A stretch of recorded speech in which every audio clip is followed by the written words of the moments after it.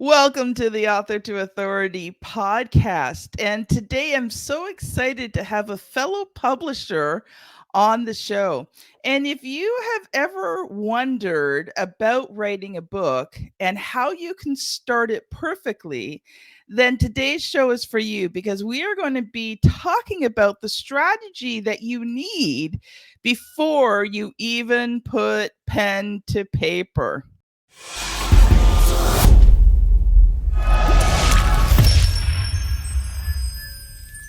Joining me today is Richard Hagen, and he has quite the story that he's going to tell us today. So I don't want to tell all of it, but let's just say that you are going to want to listen in when he talks about things like running away from elephants. So I am excited for those stories today. Welcome, Richard.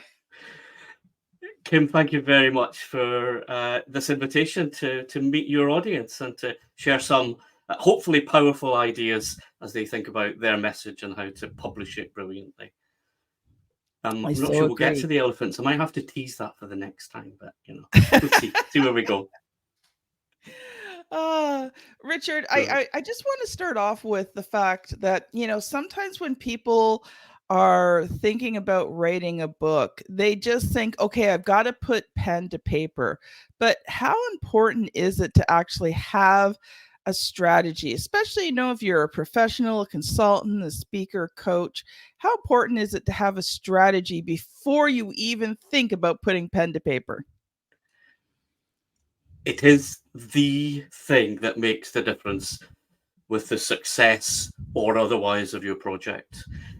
In any other area of your business as an expert, as a speaker, a coach, a trainer, a consultant, a therapist, whatever your zone of expertise is, you know that it's the background work, the prep work, the strategic thinking that makes everything else work reliably, not necessarily stress-free, but reduces stress and gets much better results.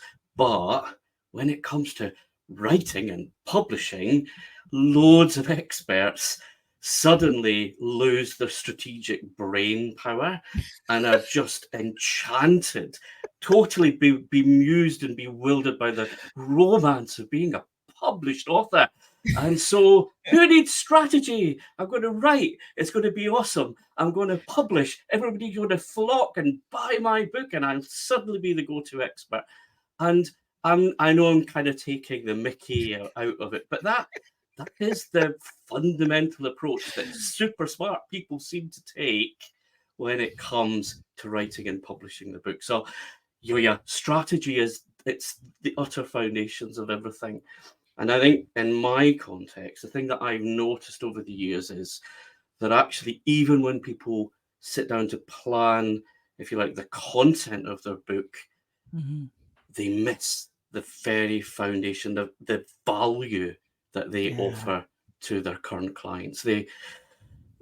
Because they might not have written, and I think this is where someone like who comes to work with you at RTI, for you to work with them to ghostwrite or nurture them through that project, you can handhold through and kind of gently steer them away from the pitfalls. But when somebody's doing it on their own, they suddenly go, do you know what? I know lots of stuff and I need to Yeah. tell people this stuff so that they get this stuff and then they buy me in to get more stuff from me. And the challenge is that's not what your current clients do. It's So not what, true. when you're on stage, nobody cares about what you know. They care about that transformation that you Yeah, can help them achieve. And yet, I would say maybe 1 or 2% of all the non-fiction business books focus on the transformation, and that I needs to be so there agree. from the beginning. Does that is that just my fantasy, or is that what works for you, Ken, as well? One of the hardest parts of doing the books with the clients is all the foundational pieces that we have to do before we actually get to writing the book. And I tell clients from the very beginning, this is the longest part of the process. You're going to feel like we're going nowhere. But if we don't lay this foundation, right? If we don't get things right from the beginning, your book is not going to be effective. I talk a lot about writing a book that converts readers into clients. And you mentioned a really important word there. And that word is transformation, right? Because it's not about just getting your knowledge down. Because if that was all that it was about, every book would be a bestseller. Every book would, you know, build your business. You could just slap anything together, write down your thoughts, and boom, you're this accredited expert that everybody wants. But that's not the truth. I mean, when you look at on Amazon, how many books never even sell one copy?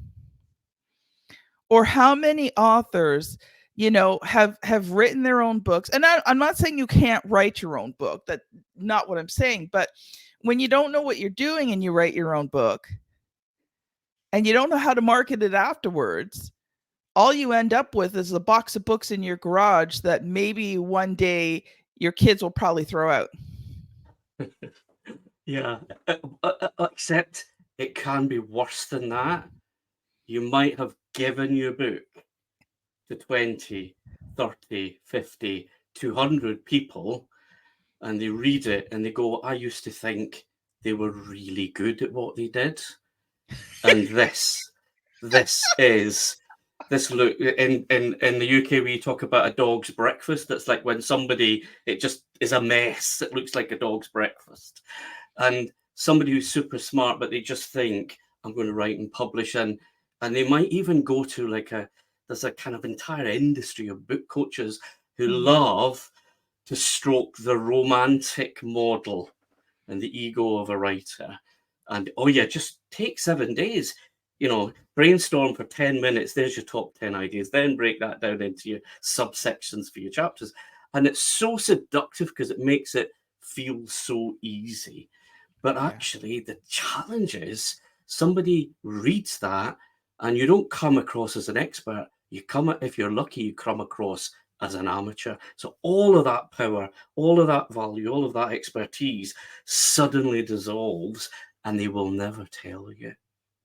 You will never know, because who's going to be that cruel?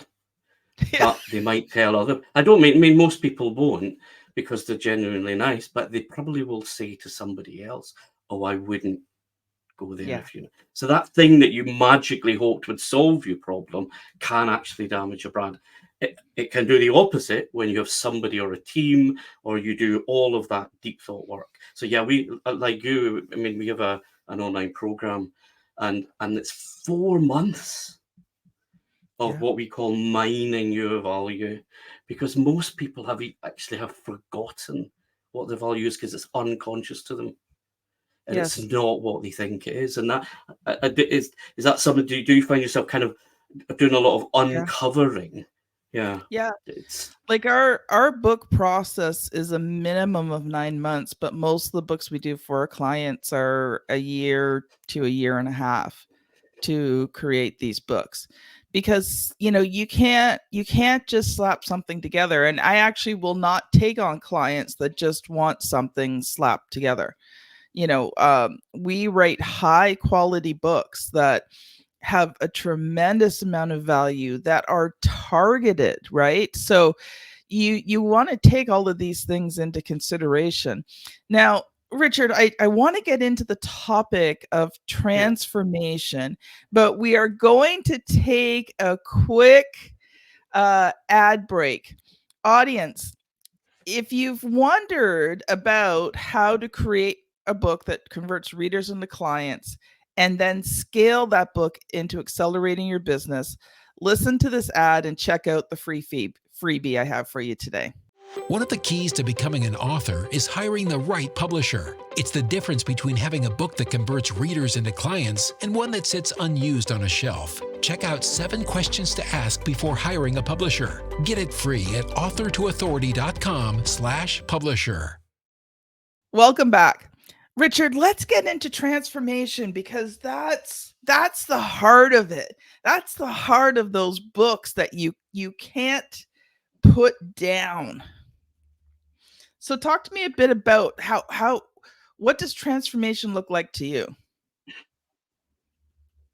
I think this is where, if you don't mind, I'll give a little backstory Sure. to give context for this. So, you, audience members, you may have noticed that I am not from North America, either Canada nor the States. I am, and I know half of you are thinking, which part of Ireland is he from? I'm from the part called Scotland.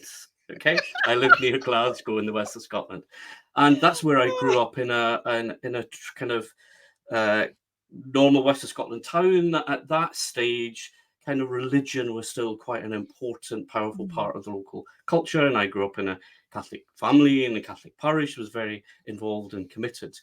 But when it was a bit of a messy family. I won't go into all the horror stories.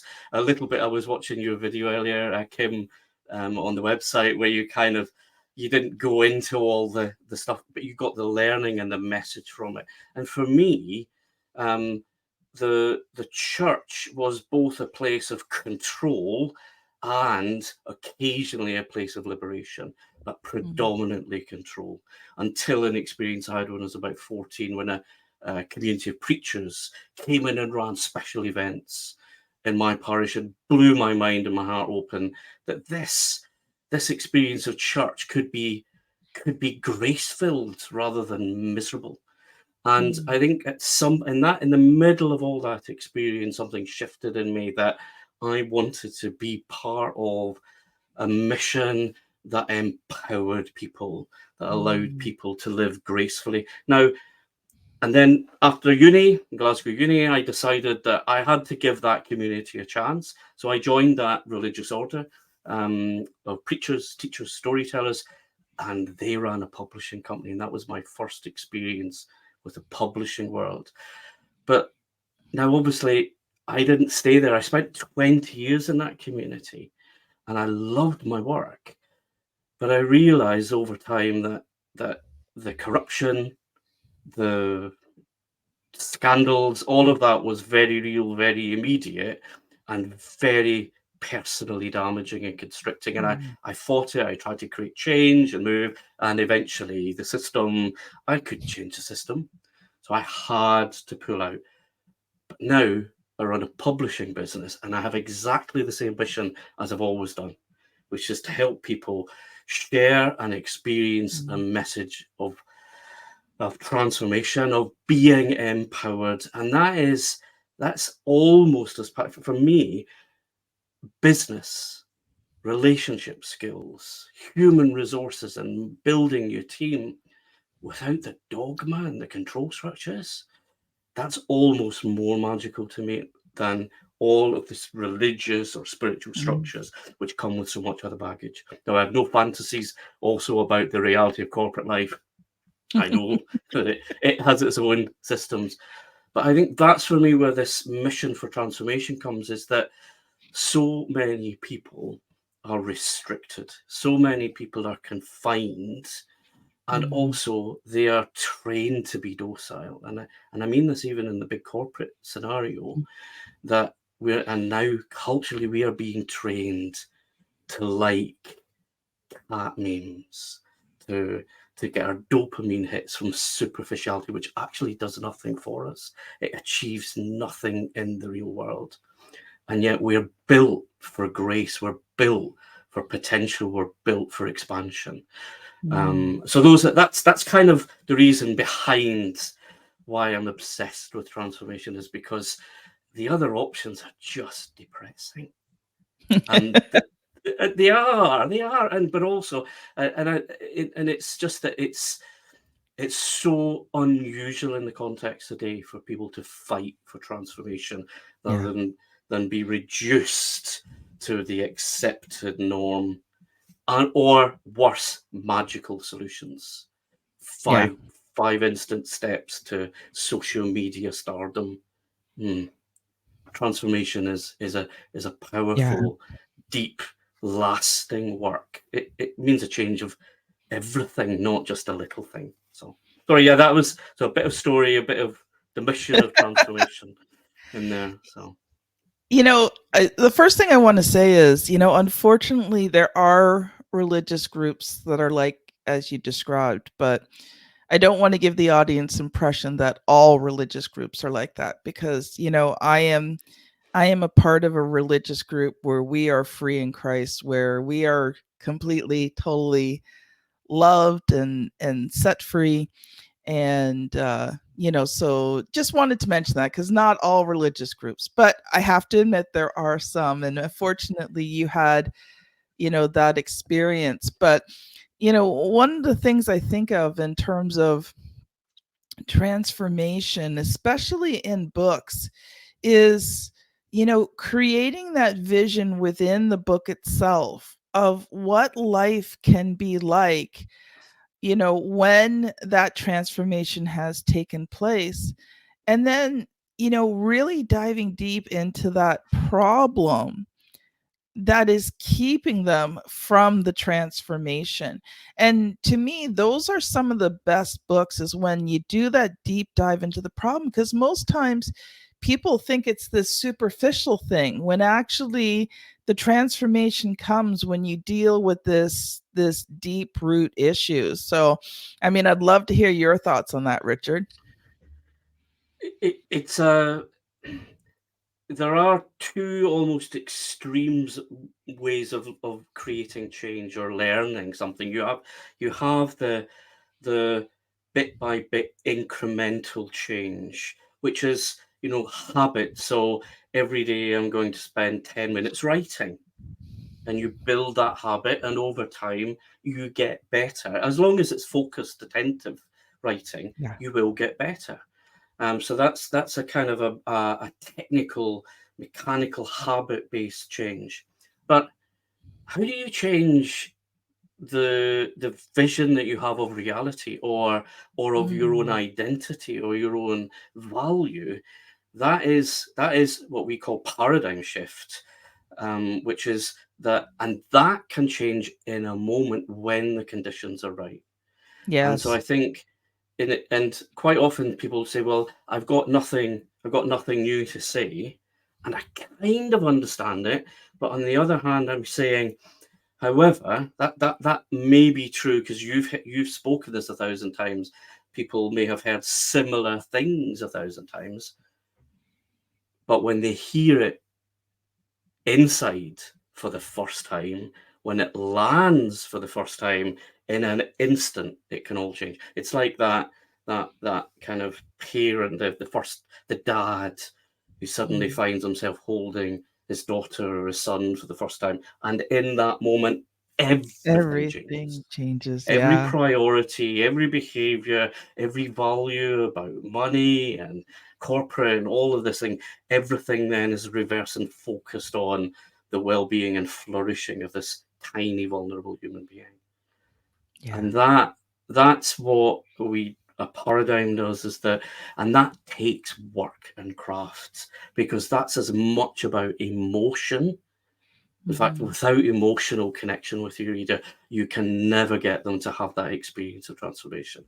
And yet, Yeah. most people ignore the emotional thing. I suppose, as a preacher, that was the thing that I gradually learned over the Mm. years. There were some people who were brilliant technically; they knew all the stuff. They had the clever words, and they could quote you the Latin and the Greek and the Hebrew, and they could tell all the, but it was dry and flat and unengaging. And Yeah. actually, and let's go back to that thing of, where do you start with your book? You don't start with what you know. You mine, what is it that is your deepest connection to your reader?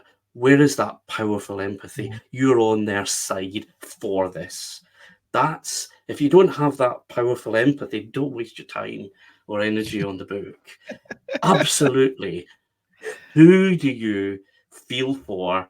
The mess that they're in, the fake solutions they're sold, the mistakes that they've made, the sabotage that they create, the desperation they have. Those are your people. That's your tribe. That's your audience. and start by getting them to know that you get them. Yeah. That's the start of the Absolutely. transformation journey, because we don't trust anybody else unless that we get that from them. When you were talking about the fact that sometimes people don't want to write their books because it's already been said. And, I think of here in North America, um, we've got so many different types of everything, like ketchup and cola and stuff like that. But many people will prefer one brand over the other, and there might be minute changes, but they will only buy that one brand. And it doesn't matter that every other brand is still ketchup and still tastes relatively the same to them. There is only one ketchup. Now in Canada, it tends to go between Heinz and French's. If you are a Canadian, I am going to put a plug in for French's ketchup, because Heinz decided to pull their factory out of Ontario, Canada, and hundreds of people lost their jobs. French's came in, took it over, and gave them their jobs back. So I will buy French's not because it necessarily tastes better, but because they support Canada. So yay, Canada! Anyway, back. But the thing Wow. is that you don't have the way you say it sometimes is just the way that's going to connect with that right person. Somebody else could hear the exact same message from somebody else. You come along 5 minutes later and you say it in such a unique, powerful way that it touches their heart. And like you said, that transformation happens. So I tell my clients, it doesn't matter if this has been taught before, because it hasn't been taught the way that you teach it. It hasn't been said the way that you say it. And I think that's something, that potential authors need to overcome, is the fact that they feel it's already been said before. Yeah, I mean, there's nothing new under the sun, but how you describe the sun makes a difference. Absolutely. And this is if something's been said 1,000 times, so no one should say it again, was true, then there would be a deafening silence all around. And if it was true that just information being there solved things, with the advent of Google or Encyclopedia Britannica or Google, let's get Google now, if information changed things, we wouldn't be in the polarized, challenging environments that we live in. Wherever you are on those spectrums, doesn't really matter. Information does not change us. Yeah. It does as part of a journey, but it's not the beginning, and it's certainly not the end of that journey. So so my partner in my publishing business, Martin, he's a phenomenal storyteller and a systems thinker and a systems paradigm designer. And we've worked together for about 14 years. And the last 3 or 4 years, we sat down and we went, what is it that we see in the great projects we work with? The ones that work really well and the ones that really are hard work. And then when we look at great books in the nonfiction space that people love, when they talk about that book, their eyes light up, their physiology changes, and you can almost see them kind of, in Scottish we'd say, currying and cuddling up with that book, because it means so much to them. And it might be Stephen Covey's 7 Habits or a Malcolm Gladwell title, whatever it is, doesn't really matter, but it has that deep, intimate connection and change job that it's done in them. And we've identified 5 fundamental elements, and they are sequential in the journey of change. And the first one is that empathy angle. But yeah, that's there is a structure for change and a structure for transformation. And most people, they do it as an expert instinctively because they've built that skill over time. But how do you do that remotely in a book where you're not looking in somebody's eyes, you're not watching their body language, you can't see if half the audience are yawning, whatever it is? How do you anticipate all of that? Well, this structure kind of helps you navigate that. And it's that makes the experience of new and revolutionary and disruptive and powerful. It's not the information, it's all of the stuff that you do around that so that they integrate it and then apply it. Wow. We don't have time today to go into all 5, but at the end, I would love for you to share a resource or if we have videos on that, because definitely I think that's something that needs to be talked about. But when you were talking about, holding that book, our family are Lord of the Rings, big Lord of the Rings fans. So whenever, something like that, we just kind of go, my precious, my Can precious. you see Gollum over my shoulder? He's just there. Oh yeah. Just sitting watching me. Gollum is there, and the two towers, not the two towers, the two Emin Mool. Is it Yes. Emin Mool? I can't remember. Yeah, they're there as well. So yeah, Wow. let's not nerd out, although that'll be us for the next hour. So, Richard, I want to change streams here. We've got a few minutes left. So, now I didn't ask you this before we got on, but I'm assuming that you've written your own books. I have, predominantly in the church context. And then I wrote maybe about 9 years ago a little book on how to use a book for marketing. And when I look back at it, I went, we've learned so much more since I did that one. So I don't push that one. I mean, my fundamental role at the moment is a mentor and a publisher. Yeah. But I am writing my next book, which is called Author the Future, and it is it is a guide to a strategy and a skill set to actually grow your impact, your influence, your legacy through product, and that's books, online courses, because we work to essentially publish their entire business and bring in a whole product model for them. So that's kind of where I'm going with that Author the Future book. So it's inspirational and practical as well, and absolutely not romantic in any way, shape, or form. Okay.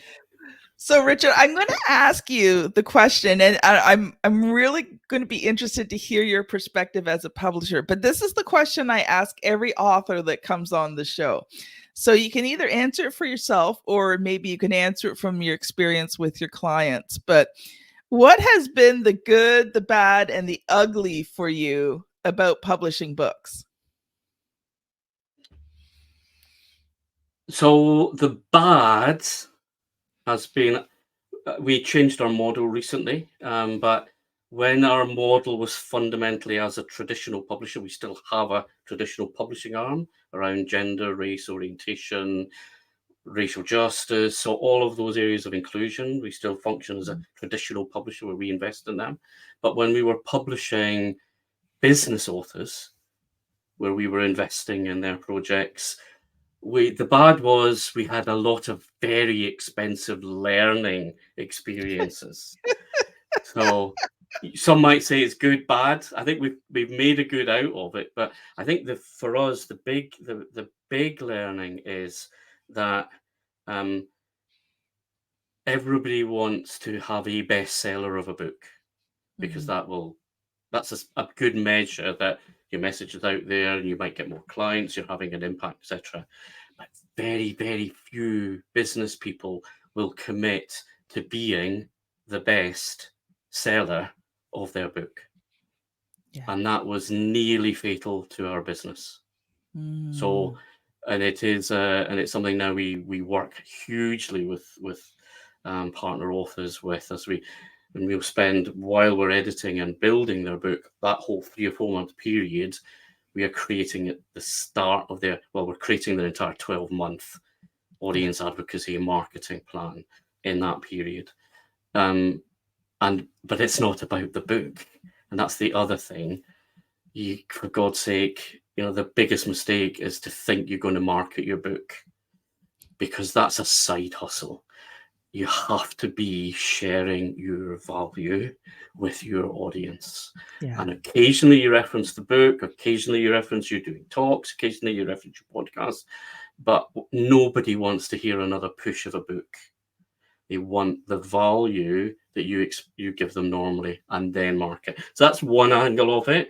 I think the other one is the flip of that is it is lovely working with people who have their intellectual property, their core of their ideas and their structure for us a paradigm at the heart of their project, and that their book doesn't have a launch strategy. They might have a launch party but they're more passionate about the lifetime strategy of the book. They don't do what so many people do, which is if NASA had a launch strategy, we'd all kind of watch from the coast of Cape Kennedy or Cape Canaveral, whatever it's called these days, and watch the amazing rockets fly into the sky. I would not want to be an astronaut on that if they only had a launch strategy. And that's what most people have for the books. I want a lifetime strategy for that.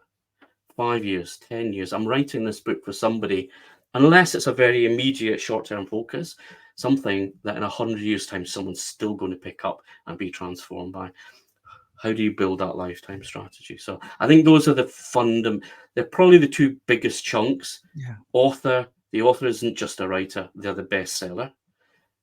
Because no publisher, and even the big ones, unless you're super famous, is doing your marketing for you. Yeah, You exactly. are the bestseller. Exactly. And the other one is lifetime strategy, not launch. Again, super seductive, throw a party and think that you're achieving something PR-wise. No. Put your engine into the lifetime of it. I so agree. Wow, we are out of time, Richard. So I would love for you to give just a short, quick final thought. And then if people have heard this and they want to learn more about, those 5 steps that you talked about, how can they connect with you? So I finally put my own website live just last week. So I'm going to share that. So it's hagendoes.com. So that's HAGENDOES.com. You might get a little bit of a pun in there. And you'll find all kinds of sweet, tasty information there. Get your spoon. You'll see even the spoon on there, and just have a good scoop around and taste the different things that are on that website. And if you want to find out about the 5 elements, you can visit a website called the Alternate Reality Company.com, and you can look at empathy, authority, ecosystem disruption, and paradigm there. Wow, I love it. As soon as you said that, I thought through the name and I went, oh, so I'm not going to give it away to the audience, but just think about this, okay? HAGENDOES, and then say it really quickly together, and you will get the reference. Yeah, it's not subtle. When you get to the website, you'll see. I don't really do subtle, as you might have guessed. Richard, thank you so much for being on today. Audience, if you are listening and you want to find out a bit more about book publishing basics and where to start, if you are watching on YouTube, you will see the thumbnail somewhere here on the screen. If you are listening to your podcast app, then you are going to want to scan back quite a bit because we are well into the 400s, and this is episode 380, Book Publishing Basics, with myself and my previous co-host, Juanita Wooden-Radko. Audience, thank you so much for listening, and we will see you on the very next episode. Bye now. Thank you.